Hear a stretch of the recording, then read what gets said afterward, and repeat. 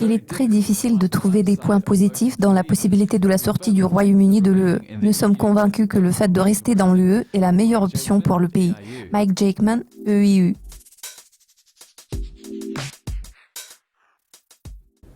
La semaine dernière, les USA ont publié leurs données sur l'emploi. Les chiffres témoignent du fait que le marché du travail du pays reste en bonne posture, en dépit du ralentissement spectaculaire de l'embauche affiché le mois dernier. La critique sévère à l'encontre du rapport sur l'emploi de mai était-elle justifiée ? Je peux dire que je suis relativement optimiste quant aux perspectives de l'économie américaine. Contrairement à ce que suggèrent les critiques, je ne pense pas que le rapport sur l'emploi de mai ait été très négatif. Il ne devrait pas entraîner de conséquences économiques majeures. De toute évidence, à l'heure actuelle, l'économie américaine a besoin d'environ 100 000 nouveaux emplois par mois afin de maintenir un bon rythme de croissance. Bien sûr, une augmentation de seulement 38 000 en mai a été décevante. Pourtant, ce chiffre devrait être analysé dans le contexte du cycle économique. Des milliers d'emplois ont été créés sur le marché du travail américain au cours des 3 dernières années. Bien naturellement, nous observons un certain ralentissement du marché du travail qui est corrélé avec la phase actuelle du cycle économique. Pourtant, il faut garder à l'esprit que le taux de chômage a diminué de moitié par rapport à son niveau de près de 10% enregistré après la crise financière mondiale. Maintenant, il se situe à 4,7%. Par conséquent, compte tenu de la phase actuelle du cycle économique, ce ralentissement est susceptible de se poursuivre dans les prochains mois. Il serait inquiétant si ces emplois disparaissaient ou bien si de nouveaux postes n'étaient pas créés parallèlement à la stagnation des salaires. Cependant, ce n'est pas le cas. Le cycle progresse. Bien que le rythme de la création d'emplois ait diminué, les salaires augmentent, surtout dans le cas des travailleurs qui changent d'emploi. Donc, je ne suis pas trop inquiet à cet égard. De toute évidence, nous avons observé une décélération de la création d'emplois au cours des quelques derniers mois, ce qui a joué en défaveur du marché du travail dans son ensemble. Mais je suis d'avis qu'il s'agit d'un phénomène temporaire. D'accord, Mike. La Réserve fédérale américaine a laissé entendre qu'elle pourrait relever les taux d'intérêt en juin ou en juillet. Le ralentissement en termes d'emploi semble avoir éliminé la possibilité d'une hausse en juin. Quand la Fed va-t-elle intervenir à votre avis ? En ce qui concerne la Fed, nous avons prévu 2 hausses de taux cette année. Janet Yellen a souligné à plusieurs reprises que tout dépendrait des données.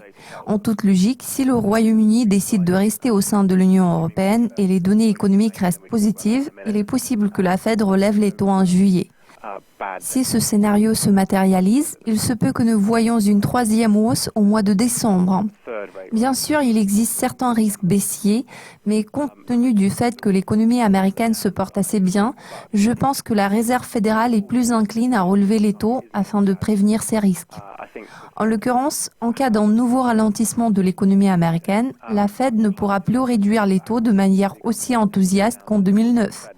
Alors si la Fed décide de passer à l'action, il va très probablement s'agir d'un relèvement des taux, mais vu que Janet Yellen s'est montrée assez hésitante, il faudrait rester très prudent. Je table sur une hausse en juillet et puis un relèvement en décembre.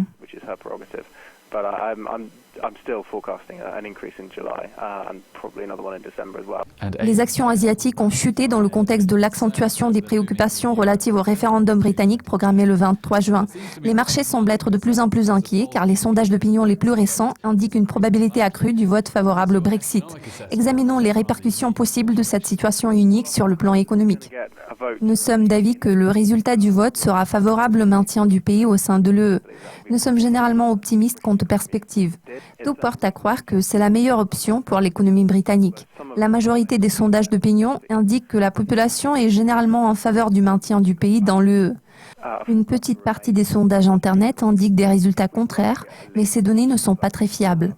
Si le vote est en faveur de la sortie, selon nos calculs, le PIB britannique pourrait reculer de 6% d'ici 2020 par rapport aux résultats qu'il pourra atteindre en cas du maintien du pays dans l'UE. Il serait juste de reconnaître que le fait de quitter l'UE serait préjudiciable à l'économie britannique. Par conséquent, il est très difficile de trouver des points positifs dans la possibilité de la sortie du Royaume-Uni de l'Union européenne. Nous sommes convaincus que le fait de rester dans l'UE est la meilleure option pour le pays. Nous espérons que cet avis sera partagé par les citoyens britanniques. Merci de vos commentaires, Mike. N'hésitez pas à consulter notre site régulièrement pour profiter de nos mises à jour et interviews exclusives.